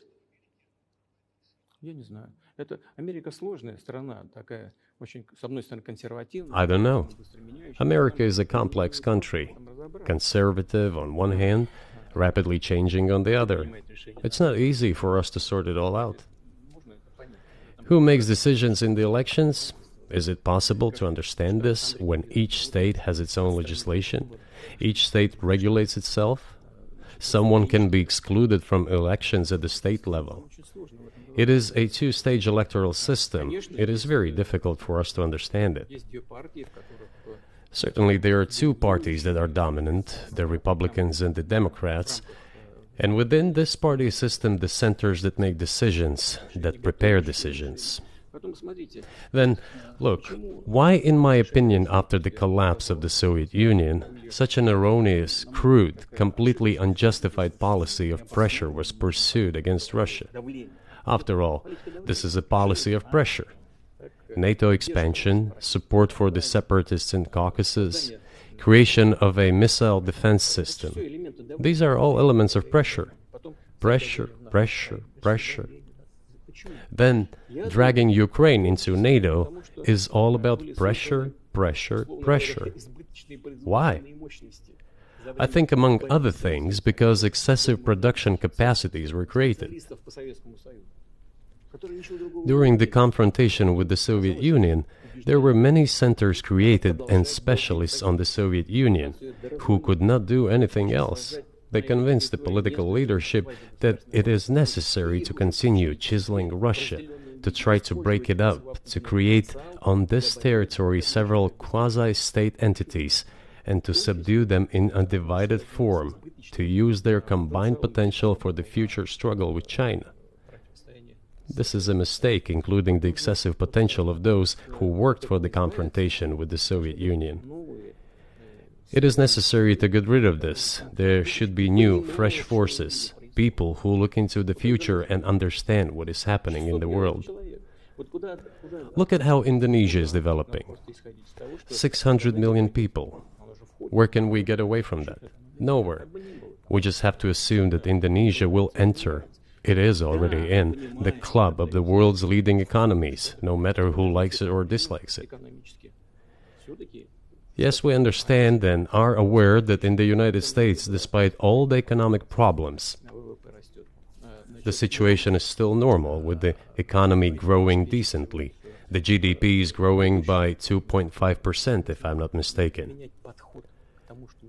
But if we want to ensure the future, then we need to change our approach to what is changing. As I already said, the world would nevertheless change, regardless of how the developments in Ukraine end. The world is changing. In the United States themselves, experts are writing that the United States are nonetheless gradually changing their position in the world. It is your experts who write that. I just read them. The only question is how this would happen, painfully and quickly, or gently and gradually. And this is written by people who are not anti-American. They simply follow global development trends. That's it. And in order to assess them and change policies, we need people who think, look forward, can analyze and recommend certain decisions at the level of political leaders. I just have to ask, you've said clearly that NATO expansion eastward is a violation of the promise you all were made in 1990. It's a threat to your country. Right before you sent troops into Ukraine, the Vice President of the United States went to the Munich Security Conference and encouraged the President of Ukraine to join NATO. Do you think that was an effort to provoke you into military action? Мы просто, я еще раз повторяю, мы многократно предлагали... I repeat once again, we have repeatedly proposed to seek a solution to the problems that arose in Ukraine after 2014 coup d'etat through peaceful means. But no one listened to us. And moreover, the Ukrainian leaders who were under the complete U.S. control suddenly declared that they would not comply with the Minsk agreements. They disliked everything there and continued military activity in that territory. Шло освоение этой территории натовскими военными структурами. Под видом различных центров. And in parallel, that territory was being exploited by NATO military structures under the guise of various personnel training and retraining centers. They essentially began to create bases there. That's all. Ukraine announced that the Russians were a non-titular nationality, while passing the laws that limit the rights of non-titular nationalities in Ukraine. Ukraine, having received all these southeastern territories as a gift from the Russian people, suddenly announced that the Russians were a non-titular nationality in that territory. Is that normal? All this put together led to the decision to end the war that neo-Nazis started in Ukraine in 2014. Do you think Zelensky has the freedom to negotiate a settlement to this conflict?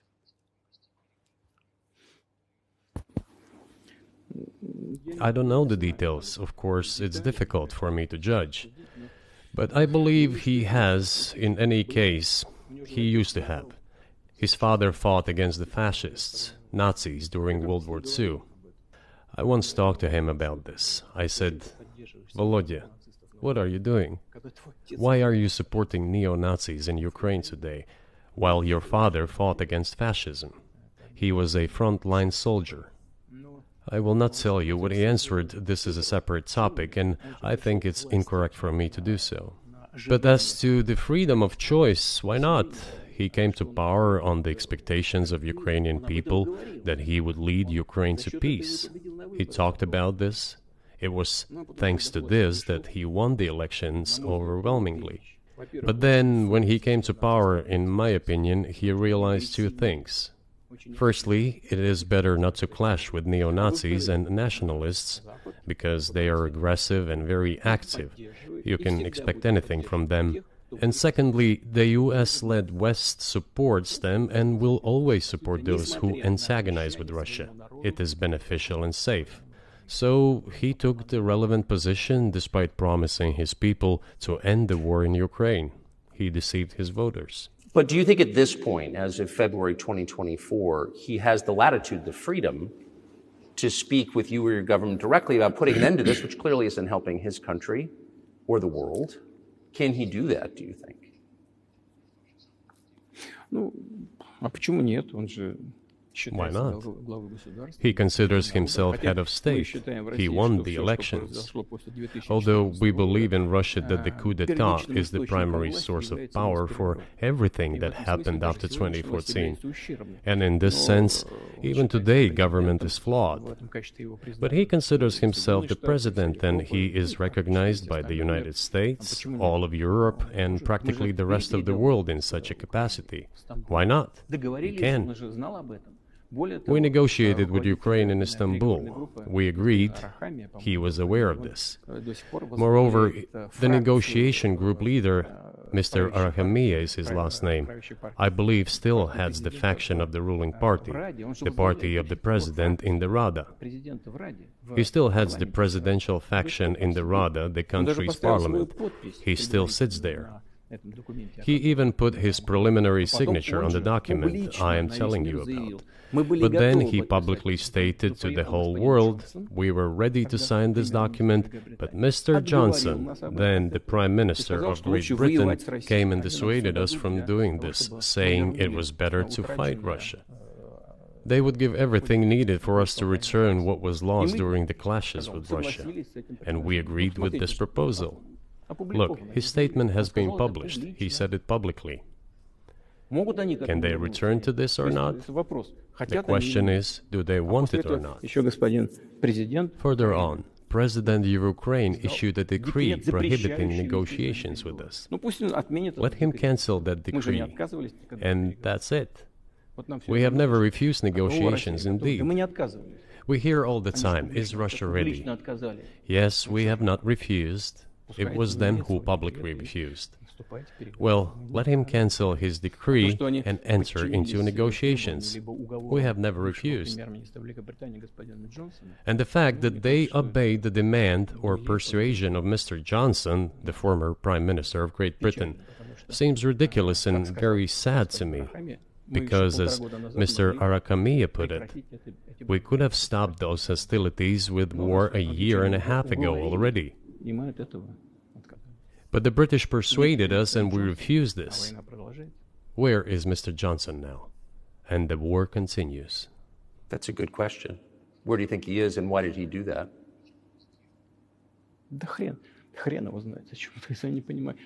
Hell knows. I don't understand it myself. There was a general starting point. For some reason, everyone had the illusion that Russia could be defeated on the battlefield. Because of arrogance, because of a pure heart, but not because of a great mind.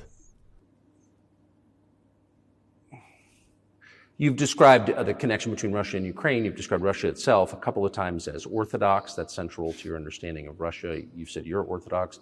What does that mean for you? You're a Christian leader by your own description. So what effect does that have on you?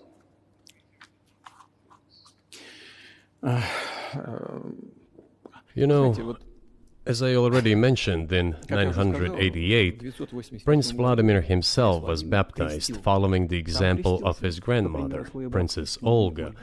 And then he baptized his squad. And then, gradually, over the course of several years, he baptized all the Rus. It was a lengthy process, from pagans to Christians. It took many years. But in the end, this orthodoxy, Eastern Christianity, deeply rooted itself in the consciousness of the Russian people. When Russia expanded and absorbed other nations who profess Islam, Buddhism, and Judaism, Russia has always been very loyal to those people who profess other religions. This is her strength. This is absolutely clear. And the fact is that the main postulates, main values are very similar, not to say the same, in all world religions I've just mentioned, and which are the traditional religions of the Russian Federation, Russia. By the way, Russian authorities were always very careful about the culture and religion of those people who came into the Russian Empire. This, in my opinion, forms the basis of both security and stability of the Russian statehood. All the peoples inhabiting Russia basically consider it their motherhood. If, say, people move over to you or to Europe from Latin America, an even clearer and more understandable example, people come, but yet they have come to you or to European countries from their historical homeland.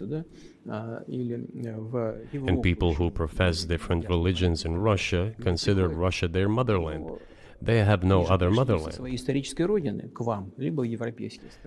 We are together. This is one big family, and our traditional values are very similar. I've just mentioned one big family, but everyone has his, her own family. And this is the basis of our society. And if we say that the motherland and the family are specifically connected with each other, it is indeed the case, since it is impossible to ensure a normal future for our children and our families unless we ensure a normal, sustainable future for the entire country, for the motherland. That is why patriotic sentiment is so strong in Russia. But can I say that the one way in which the religions are different is that Christianity is specifically a nonviolent religion. Jesus says, turn the other cheek, don't kill. How can a leader who has to kill, of any country, how can a leader be a Christian? How do you reconcile that to yourself?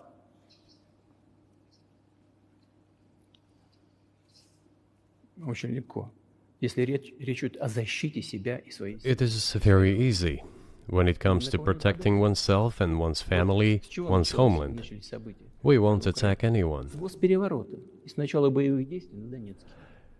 When did the developments in Ukraine start?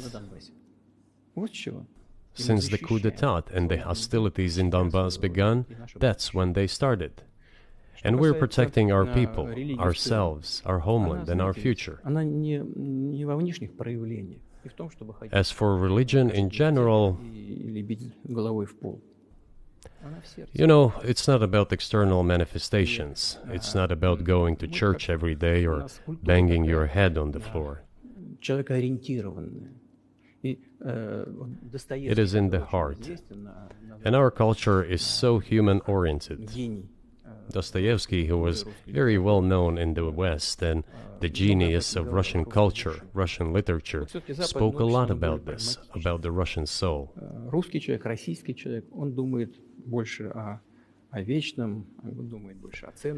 After all, Western society is more pragmatic. Russian people think more about the eternal, about moral values. I don't know, maybe you won't agree with me, but Western culture is more pragmatic after all.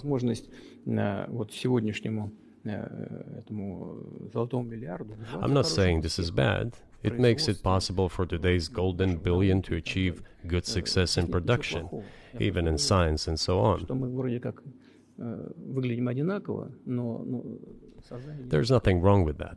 I'm just saying that we kind of look the same, but our minds are So do you see the supernatural at work as you look out across what's happening in the world now? Do you see God at work? Do you ever think to yourself, these are forces that are not human?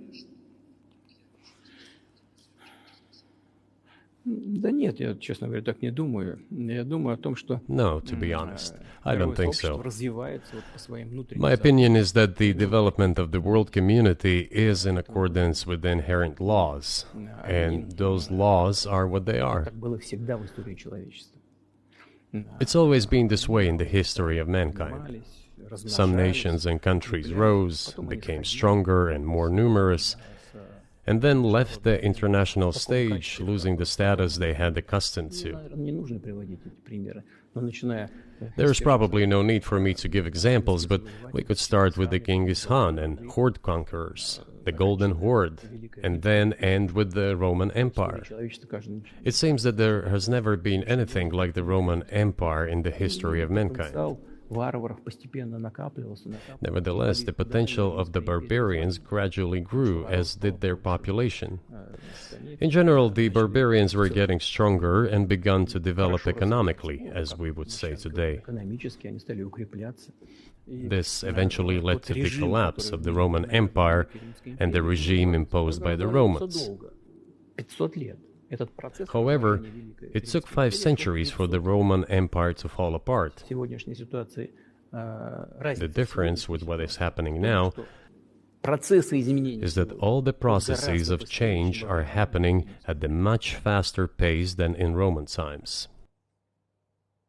So when does the AI empire start, do you think? у меня все в более You're сложные asking вопросы. increasingly more complicated questions. To answer them, you need to be an expert in big Для того, numbers, чтобы big ответить, data, надо быть, and конечно, AI. специалистом в Mankind is сфере currently очень facing many threats. в сфере вот Due to этого the искусственного genetic интеллекта. researches, it is now possible to Человечество много create a угроз. superhuman, a В specialized исследовании human области being, генетики, a genetically engineered athlete, scientist, military специальный man. человек. Да. There are Человек reports that воина, Elon Musk ученый, had человек already had a спортсмен. chip implanted in the human Сейчас, brain как in the говорят, в USA. США Илон Маск внедрил уже чип в мозг какого-то человека. What do you think of that? Ну, Маска, я думаю, что Маска остановить Well, невозможно. I think there's no stopping Elon Musk. He will Но do надо as с he ним sees как-то fit. договариваться. Надо искать какие-то Nevertheless, способы you need to find some убедить common его. ground Не with просто him, помощи, то есть search for уверен, ways to что persuade надо с him. ним как-то I договариваться. think he's a Этот smart процесс, person. I truly believe he is. нужно So you need to организовать reach an agreement with him правильно. because this Человечество, process конечно, needs to be думает formalized and на subjected to certain по поводу rules. того, что будет происходить с ним в связи с развитием вот этих новейших исследований и технологий в генетике. либо Humanity has to в искусственном consider what is going to happen due прогнозировать to the можно, newest что development будет in происходить. genetics Поэтому or in AI. вот One тогда, can make когда an approximate человечество prediction of what will почувствовало happen. угрозу своему существованию от ядерного оружия, все начали обладатели ядерного Once оружия начали mankind между собой felt an договариваться, existential потому что threat coming понимали, from что nuclear их weapons, неаккуратное применение all может nuclear привести nations began to к come to тотальному terms with one another since Когда they realized наступит the понимание negligent того, use of nuclear weaponry беспредельное, could drive бесконтрольное humanity to развитие extinction. искусственного интеллекта, либо генетики, либо еще каких-то современных направлений, остановить которые невозможно. It is impossible to Исследования stop будут, research так in как genetics невозможно было or остановить AI всё today, такое поле just as it was человечества, impossible to невозможно stop the use of gunpowder исследовать back in the в той или day. другой области. Эти исследования все равно будут. Но когда человечество почувствует угрозу для себя, But as soon as we человечество в целом, realize that the threat тогда comes from unbridled and uncontrolled development of AI, or genetics, or any other field, the time will come to reach an international agreement on how to regulate these things. I appreciate all the time you've given us. I just got to ask you one last question, and that's about someone who's very famous in the United States, probably not here, Evan Gershkovich, who's the Wall Street Journal reporter. He's 32, and he's been in prison for almost a year. This is a huge story in the United States, and I just want to ask you directly, without getting into the details of it or your version of what happened, if as a sign of your decency, you would be willing to release him to us and we'll bring him back to the United States.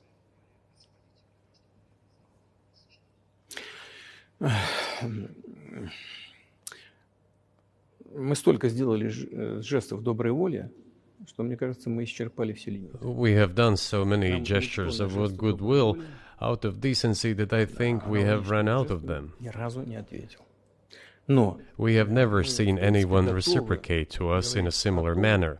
что мы However, in theory, we can say that we do not rule out that we can do не that исключаем того, что мы можем это if our сделать partners при take reciprocal steps. встречном движении со стороны наших When I talk about the partners, I first of all refer to special services. представителей специальных служб. Special services are in contact with one another. They are talking about the matter in question.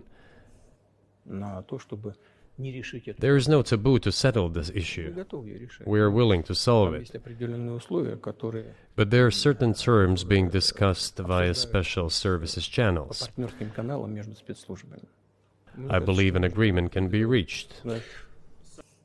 So typically, I mean, this stuff has happened for obviously centuries. One country catches another spy within its borders, it trades it for one of its own intel guys in another country. I think what makes, and it's not my business, but what makes this different is the guy's obviously not a spy, he's a kid. And maybe he was breaking your law in some way, but he's not a super spy, and everybody knows that, and he's being held hostage in exchange, which is true. With respect, it's true, and everyone knows it's true. So maybe he's in a different category maybe it's not fair to ask for somebody else in exchange for letting him out. Maybe it degrades Russia to do that. Вы знаете, можно как угодно говорить, что такое шпион, что не шпион. You can give different interpretations to what constitutes a spy, but there are certain things provided by law. If person gets secret information and does that in conspiratorial manner, then this is qualified as espionage. And that is exactly what he was doing. He was receiving classified, confidential information, and he did it covertly. Maybe he did that out of carelessness or his own initiative. Considering the sheer fact, this is qualified as espionage. The fact has been proven, as he was caught red-handed when he was receiving this information. If it had been some far-fetched excuse, some fabrication, something not proven, it would have been a different story then. But he was caught red-handed when he was secretly getting confidential information. What is it then? But are you suggesting that he was working for the U.S. government or NATO, or he was just a reporter who was given material he wasn't supposed to have? Those seem like very different things. Я не знаю, на кого он работал.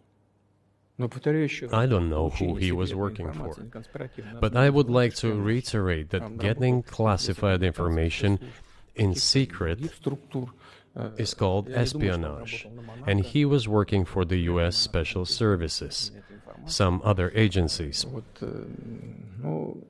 I don't think he was working for Monaco, as Monaco is hardly interested in getting that information. It is up to special services to come to an agreement. Some groundwork has been laid. There are people who, in our view, are not connected with special services. Let me tell you a story about a person serving a sentence in an allied country of the U.S. That person, due to patriotic sentiments, eliminated a bandit in one of the European capitals. During the events in the Caucasus, do you know what he was doing?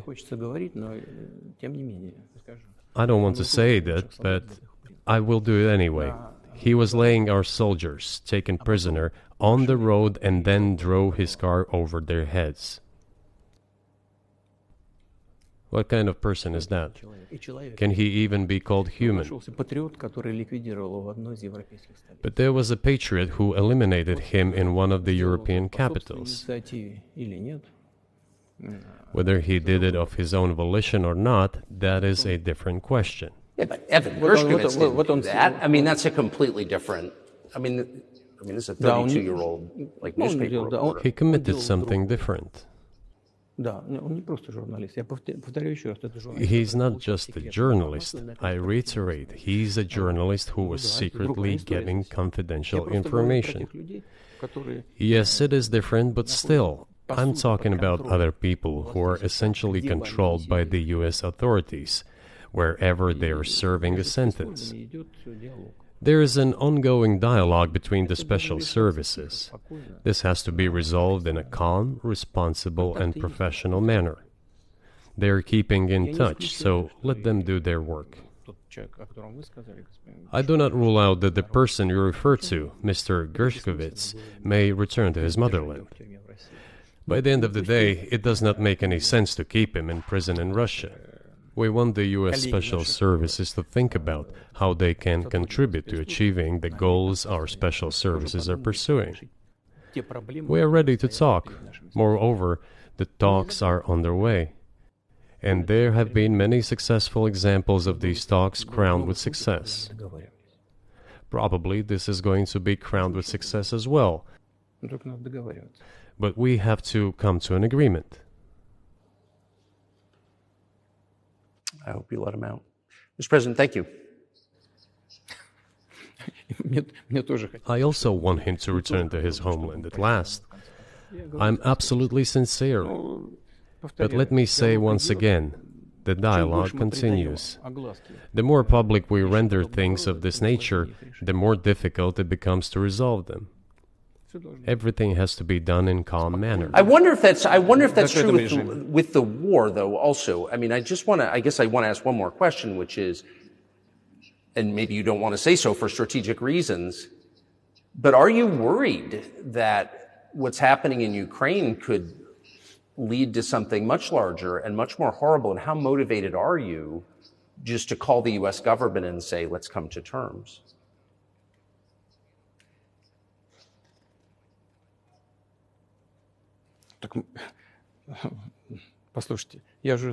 I already said that we did not refuse to talk. We are willing to negotiate.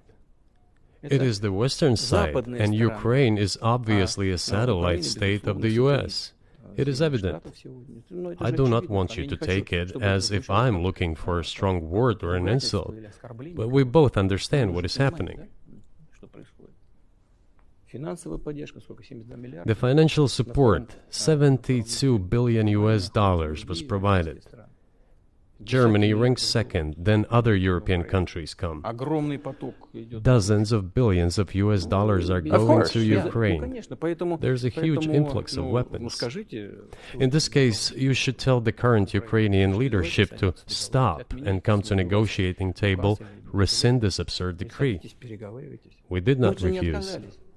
Sure, but you already said it. I didn't think you meant it as an insult because you already said correctly, it's been reported that Ukraine was prevented from negotiating a peace settlement by the former British Prime Minister acting on behalf of the Biden administration. So, of course, they're a satellite. Big countries control small countries. That's not new. And that's why I asked about dealing directly with the Biden administration, which is making these decisions, not President Zelensky of Ukraine. Если администрация Зеленского на Украине отказалась от переговоров, well, if the Zelensky administration in Ukraine refused to negotiate, I assume they did it under the instruction from Washington. If Washington believes it to be the wrong decision, let it abandon it. Let it find a delicate excuse so that no one is insulted. Let it come up with a way out. It was not us who made this decision, it was them. So let them go back on it. That is it. However, they made the wrong decision, and now we have to look for a way out of the situation to correct their mistakes. They did it, so let them correct it themselves. We support this. So I just want to make sure I'm not misunderstanding what you're saying. I don't think that I am. I think you're saying you want a negotiated settlement to what's happening in Ukraine.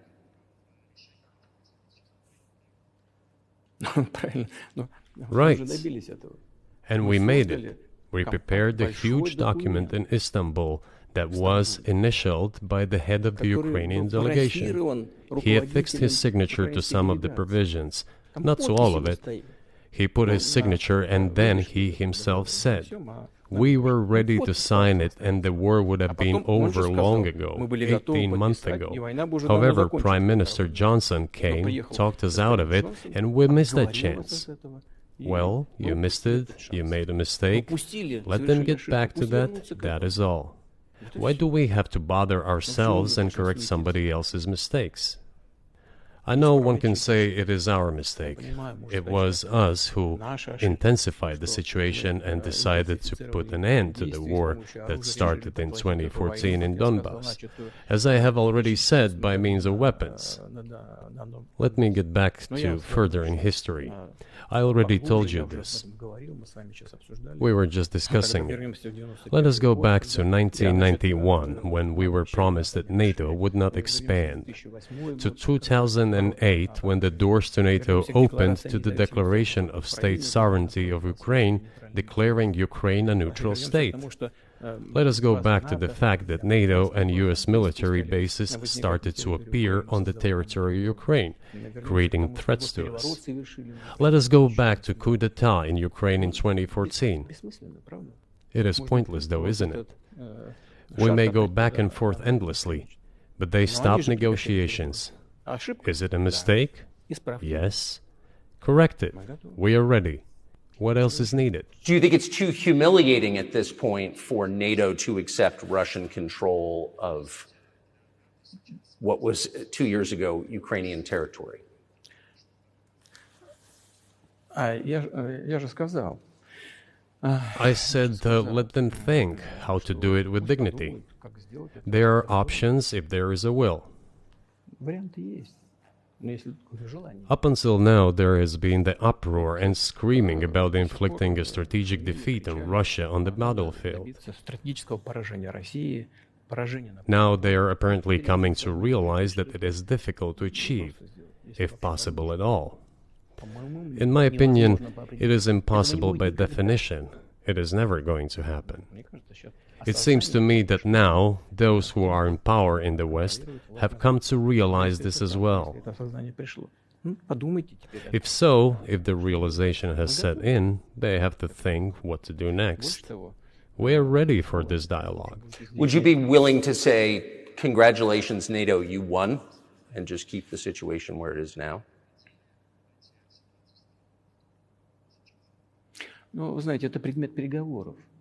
You know, it is a subject matter for the negotiations. No one is willing to conduct, or, to put it more accurately, they are willing, but do not know how to do it. I know they want to. It is not just I see it, but I know they do want it. But they are struggling to understand how to do it. They have driven the situation to the point where we are at. It is not us who have done that. It is our partners, opponents who have done that. Well, now let them think how to reverse the situation. We're not against it. It would be funny if it were not so sad. This endless mobilization in Ukraine, the hysteria, the domestic problems, sooner or later it will result in agreement. You know, this probably sounds strange given the current situation. But the relations between the two peoples will be rebuilt anyway.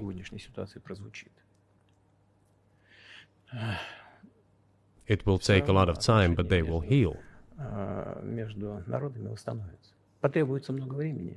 I'll give you very unusual examples. There is a combat encounter on the battlefield. Here's a specific example. Ukrainian soldiers got encircled. This is an example from real life. Our soldiers were shouting to them, "There is no chance. Surrender yourselves. Come out and you will be alive." Suddenly, the Ukrainian soldiers were screaming from there in Russian, perfect Russian, saying, "Russians, do not surrender," and all of them perished. They still identify themselves as Russian.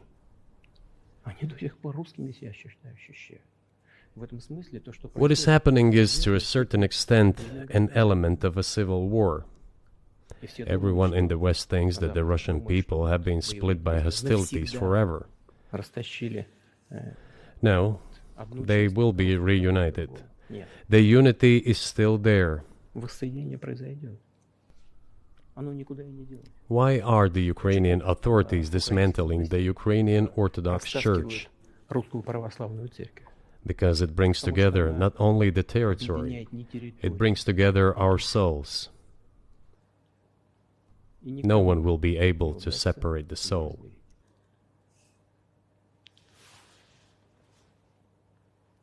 Shall we end here, or is there anything else? No, I think that's great. Thank you, Mr. President. Free speech is bigger than any one person or any one organization. Societies are defined by what they will not permit. What we're watching is the total inversion of virtue.